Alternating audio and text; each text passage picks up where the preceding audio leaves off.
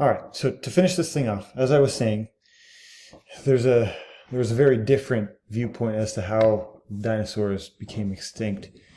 The new viewpoint is based on geological data, um, an asteroid layer left in the rock record, and that idea of kind of wiping out a huge group of organisms in such a short amount of time really kind of made geologists as a whole, and then also paleontologists, um, think about extinction events and kind of rate of time.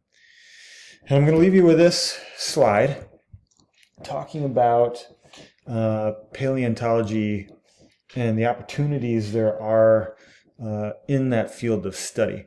Whether it's dinosaur paleontology or other forms of paleontology, you don't have to like to go outside and dig up dinosaur bones, and you can definitely still study dinosaurs or paleontology. As you can see there on the screen, there are a ton of different disciplines that you can go into and still be able to contribute to the field of paleontology, from science, chemistry and sedimentology and evolutionary biology, to mathematics, statistics.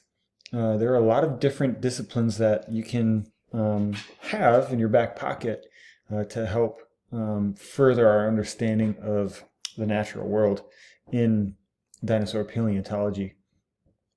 I don't want to downplay the whole going out and digging them up, because that is still extremely important, and it adds a lot to our understanding. And as you can see on the screen there's one new dinosaur described or found once a week. So that is still adding a massive amount of information to our current understanding of these amazing creatures.